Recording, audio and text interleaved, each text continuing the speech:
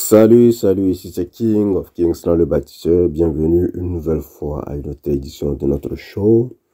Le show que nous avons baptisé les faits. Ici, nous ne parlons que des réalités qui choquent. Aujourd'hui, nous allons aborder un sujet plus ou moins important. Un sujet que nous avons intitulé Passport Bros ou bien les frais passeports. Bon, pourquoi j'ai voulu parler de ce sujet? Tout récemment, je suis tombé sur une vidéo qui parle de la vie des Américains. Actuellement, il y a un mouvement là-bas qu'on appelle Passport Bros, c'est-à-dire les Américains prennent leur passeport et puis commencent par voyager le monde.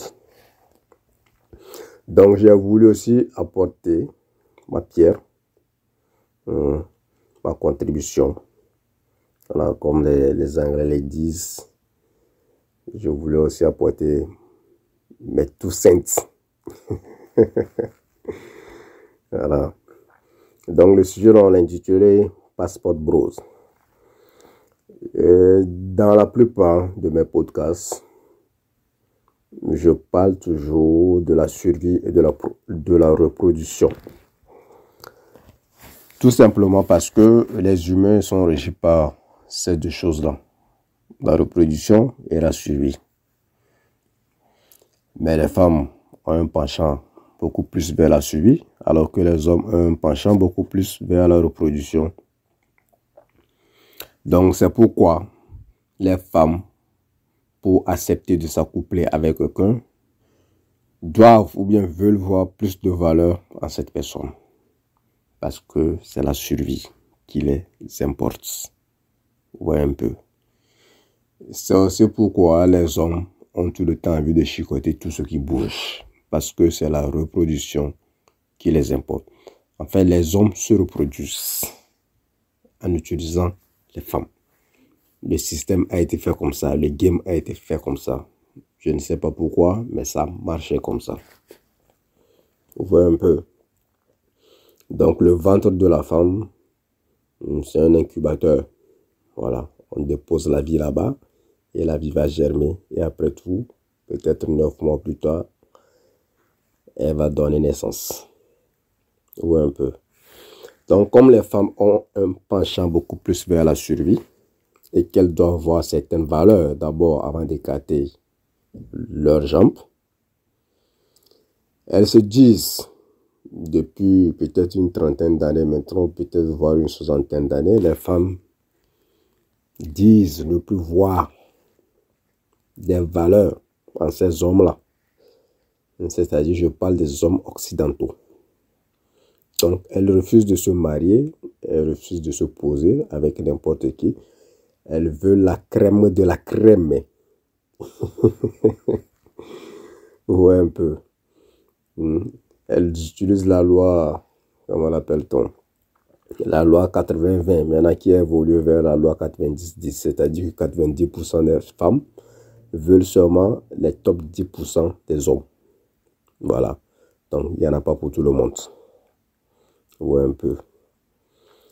Donc, la seule raison pour laquelle elles ne se marient plus, c'est parce que elles ne trouvent plus les hommes américains économiquement attractifs.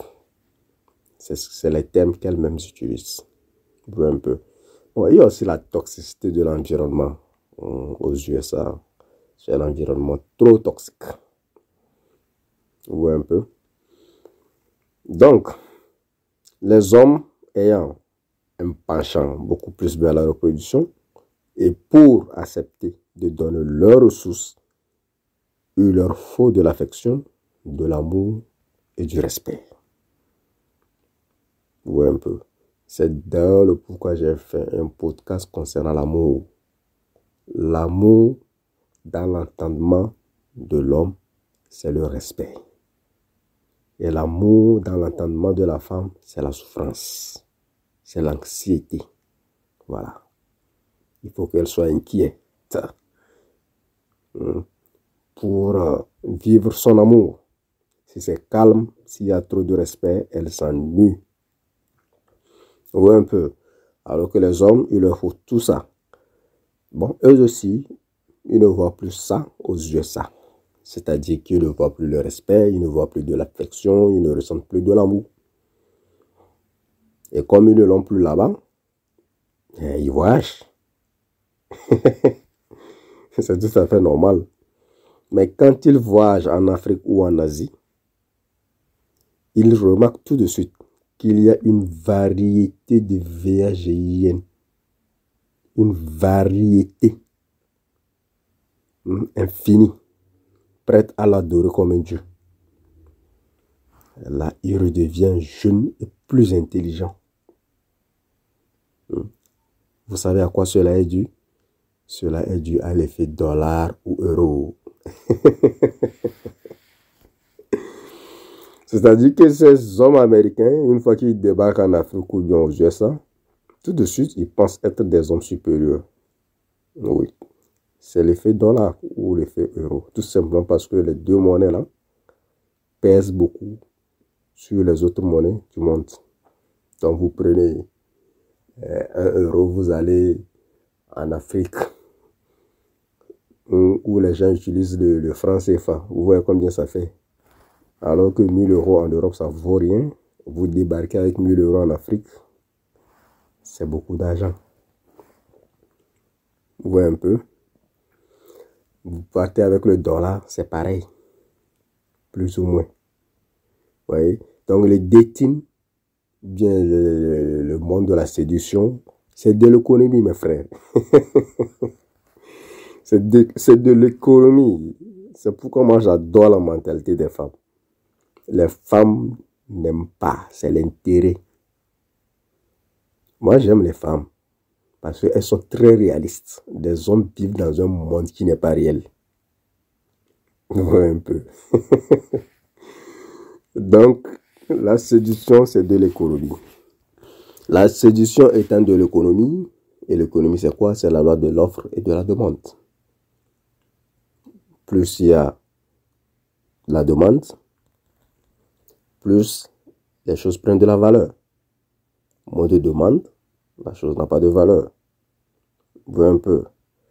Donc, étant donné que aux USA maintenant, la demande, c'est-à-dire la demande en hommes qui font partie des 10% est très élevée, ça fait que beaucoup d'hommes se retrouvent écartés.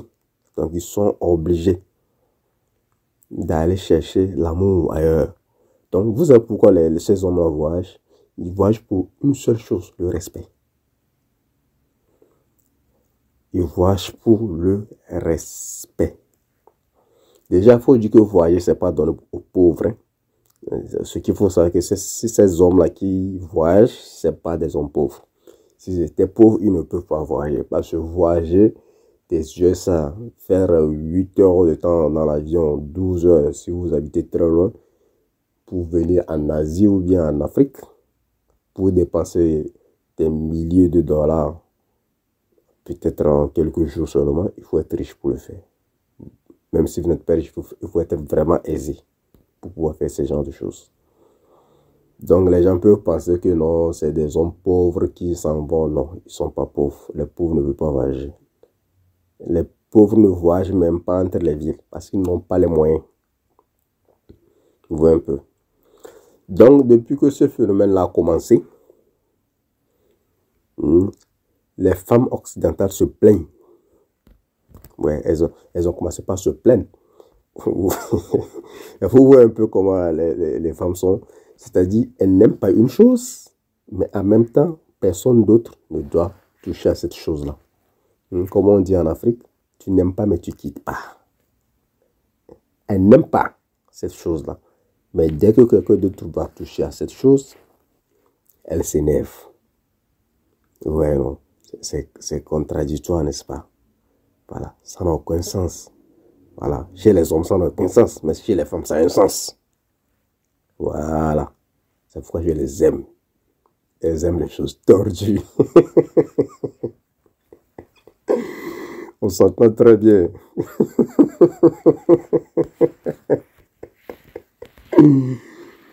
Ouais, un peu.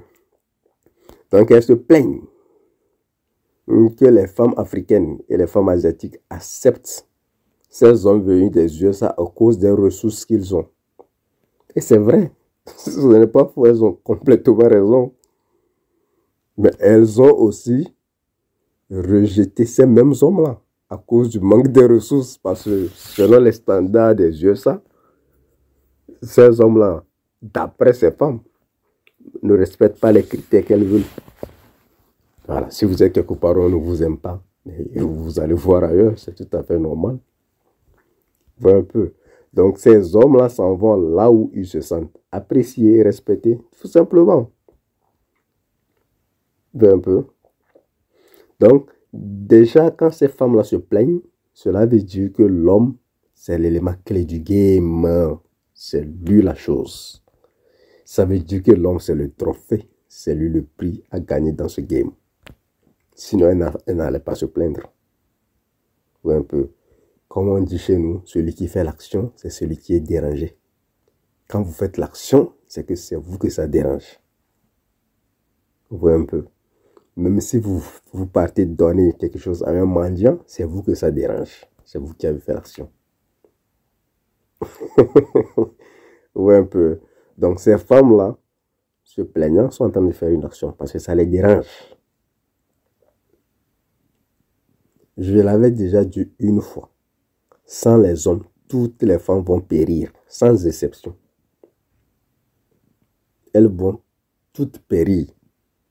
Parce que nous sommes complètement différents. Nous sommes forts physiquement qu'elles. Aujourd'hui même, j'ai joué avec une femme, aujourd'hui.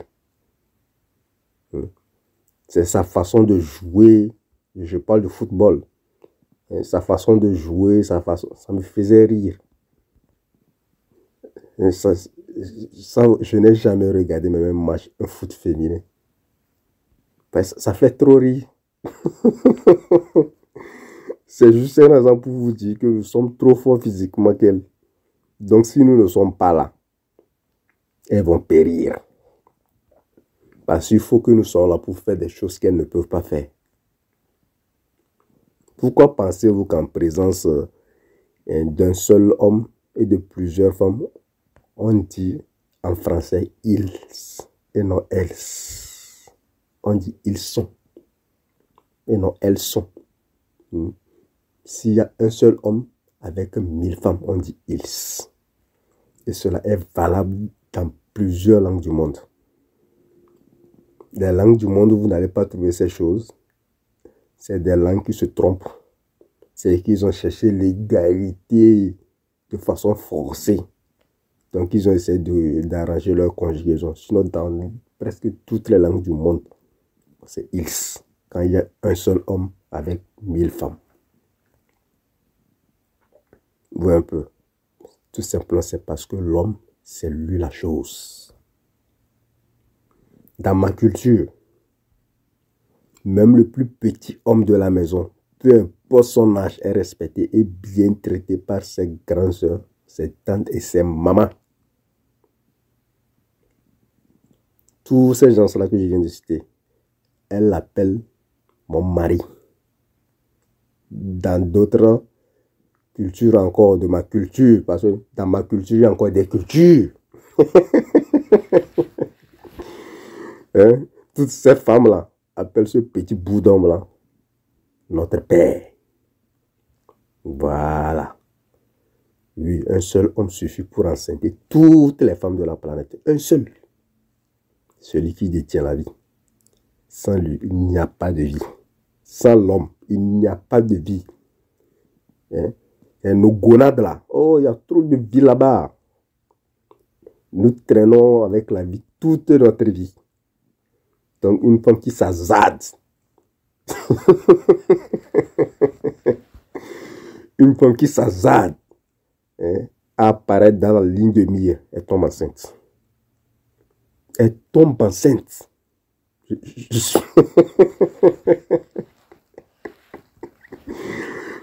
Ouais, un peu. Donc, sans l'homme, il n'y a pas de vie. Les femmes portent seulement la vie pour un temps déterminé et nous sommes reconnaissants envers elles. Pour ça, il n'y a pas de souci. Nous sommes très reconnaissants. Elles sont nos mamans, tout ça, nos soeurs, tout ça. Il n'y a pas de problème. C'est d'ailleurs pourquoi on leur a créé la journée de la femme. C'est pas respect pour elles. C'est pas reconnaissance. La journée de la femme, la journée de la mère, tout ça. On voit un peu. Et nous-mêmes, notre fête, la personne s'en fout. Mais c'est pas grave. Nous sommes des hommes. Voilà, c'est pourquoi on nous appelle des hommes. C'est pourquoi on est né avec un truc qui balance entre les jambes.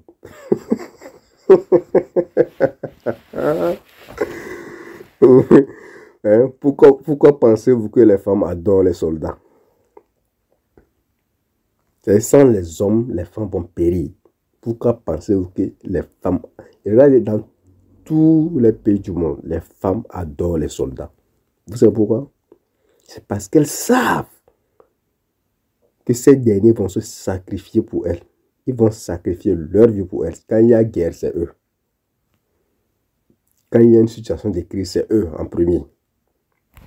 Mais cela ne les empêche pas de chicoter les vauriens du quartier quand ces soldats-là sont au front. Ou bien quand ces soldats sont enfermés dans des camps, tout ça, en train de travailler.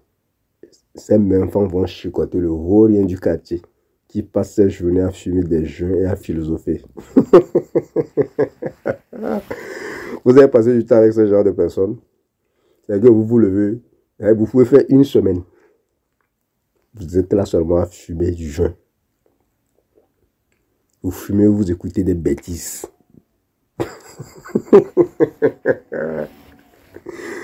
Ouais, un peu. Voilà. Et c'est ces gens-là que les femmes ont utilisé pour tromper leur mari soldat. Donc, quand ces hommes des USA ont décidé de partir ailleurs, tout simplement, c'est la loi de l'économie. C'est parce qu'ailleurs, c'est moins cher. C'est moins cher. Elles sont aussi des tasse-payes là-bas, mais c'est moins cher. Je vous ai dit, toutes les femmes sont des tasse-payes. Il n'y en a pas une qui n'en est pas. Proposées, chacune a un prix. Oui, un peu. Voilà. Il y en a d'autres qui vont dire, non, moi, je ne suis pas comme ça. Donnez-lui une Bentley. Vous allez voir. Non, il y en a une qui va dire, non, moi, je ne suis pas comme ça. Donne-lui un château quelque part. Elles sont toutes des tasse-payes. C'est juste que par endroit, c'est moins cher à cause de l'effet dollar et de l'euro. Donc, c'est la loi de l'économie. Oui, un peu. Et personne n'achète quelque chose qui n'a pas de valeur à un prix très haut, à un prix exorbitant. Personne. Parce que ces femmes des USA, c'est des femmes qui n'ont aucune valeur. Elles n'en ont pas. Oui. Bon, pourquoi les gens vont investir dans des choses qui n'ont pas de valeur? C'est l'économie. Ces hommes-là réfléchissent. C'est tout. Les hommes n'aiment pas donner leurs ressources aux femmes qui ne les apprécient pas. Parce qu'un homme qui n'a pas de ressources n'a presque pas de chance de se reproduire selon les critères de la femme. Il peut chicoter, mais de se reproduire, les femmes ne vont pas lui donner cette chance. Parce que les femmes, pour accepter de se reproduire avec un homme, il faut qu'elles soient sûres que cet homme-là a des ressources. S'il n'en a pas, il doit faire partie, il doit respecter certains critères de la sélection naturelle. Vous voyez un peu. Si en tant qu'homme, vous n'avez pas de ressources, vos seules chances de se reproduire, c'est de respecter les critères de la sélection naturelle. C'est-à-dire la beauté. Vous êtes un homme très beau que les femmes ne résistent pas. Vous avez un bon outil de chicotement. Vous avez la force physique, votre aura. Vous avez l'aura d'un mec supérieur. Il y a des gens comme ça. Des hommes comme ça, dès qu'ils apparaissent. Voilà, l'aura même, c'est l'aura qui parle. Il n'a pas besoin d'ouvrir sa bouche. Vous devez être mystérieux ou encore un bad boy. C'est les bad boys émotionnels là. Il y a des gens qui sont là à vendre de la bœuf et à voler toute la journée. Voilà, vous devez faire partie de ce genre de personnes si vous voulez vous reproduire sans les ressources. Un peu. L'homme, c'est un être humain qui veut se sentir utile.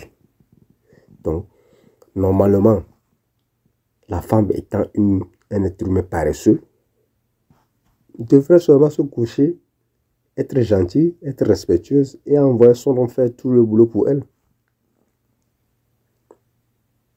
Mais la femme est un humain qui n'aime pas la paix. Elle n'aime pas la paix. Donc, à un moment donné, elle dit non, il faut que je travaille, il faut que je sois indépendante. Elle est devenue indépendante. Maintenant, elle dit non, il faut que je trouve un homme qui est à mon niveau. Tu ne vas jamais trouver, crois-moi, tu vas mourir seul. Je te dis la vérité, tu vas mourir seul. Si tu es une femme trop indépendante. Les hommes n'aiment pas les femmes indépendantes. Un peu.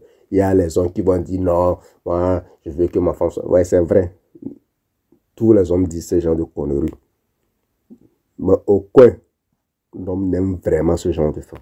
Parce qu'une femme indépendante vous fait sentir à l'homme comme s'il est inutile. C'est vrai, en même temps, ce que je suis en train de dire, ne veut pas dire que les hommes veulent des femmes qui sont matérialistes, qui passent toute leur journée à demander achète-moi ça, fais-moi ça. Non, c'est pas de ce genre de choses que je parle. C'est-à-dire qu'en couple, l'homme veut se sentir utile auprès de sa femme, c'est tout. C'est d'ailleurs même ça qui pousse les hommes à tromper leur femme. C'est quand ils commencent par ne plus se sentir utiles, qu'ils vont voir ailleurs. Il veut se sentir utile dans quelque chose. Soit c'est parce qu'il amène de la nourriture à la maison, soit c'est parce qu'il montre des choses à sa femme, soit c'est parce que émotionnellement il est là, il veut apporter quelque chose à la vie de la femme. Vous voyez un peu.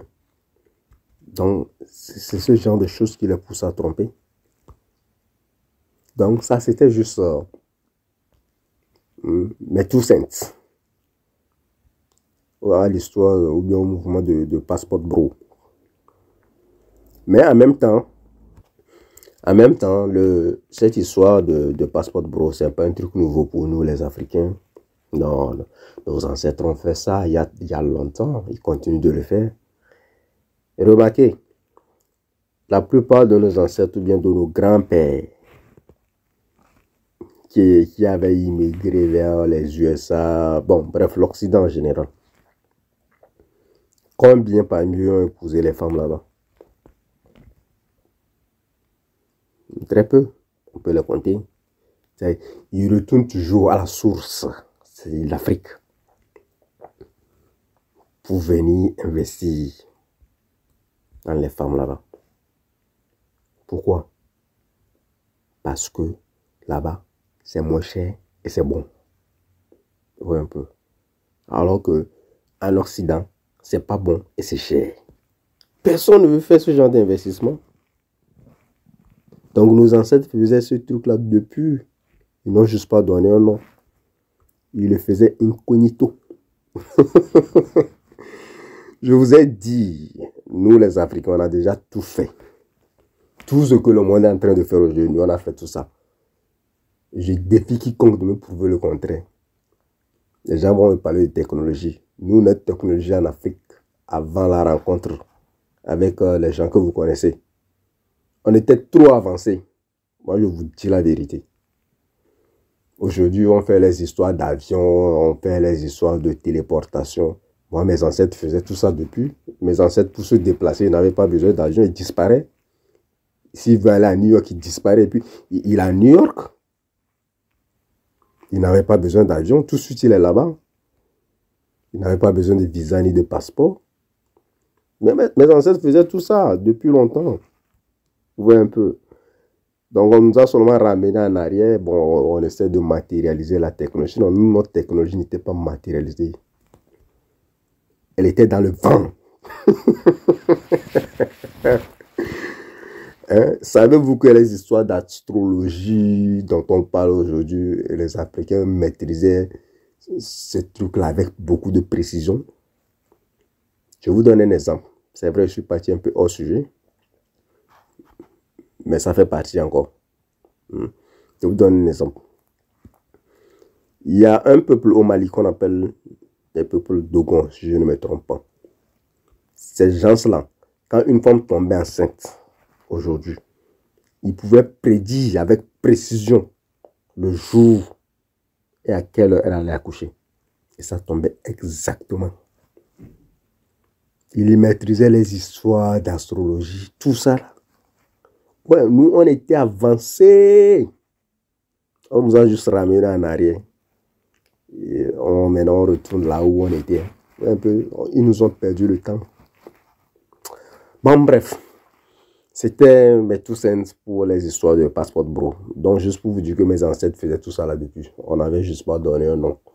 Aujourd'hui, c'est devenu la mode. Et... Bon, moi, j'ai déjà mon passeport. Hein. Avez-vous vos passeports? Moi, j'ai mon passeport. Mais je ne vais jamais vous mentir. C'est quand vous, en tant qu'Africain, vous partez en Occident et que vous rentrez pour les congés ou bien les vacances, mais vous vivez comme un roi. Et elles ne font que défiler. C'est qu'il y a une qui sort, il y a une qui rentre. Il y a une qui... C'est comme l'hôtel, quoi. Ouais, un peu. Tout ça, là, c'est l'effet dollar et le feu euro. Ouais, un peu. Donc, avez-vous vos passeports? Moi, j'ai déjà mon passeport. Demain, je voyage. Allez explorer les variétés. Dieu nous a fait tout ça là. Il a créé tout ça pour nous. Et je ne sais pas pourquoi les gens s'empêchent de vivre les merveilles de Dieu.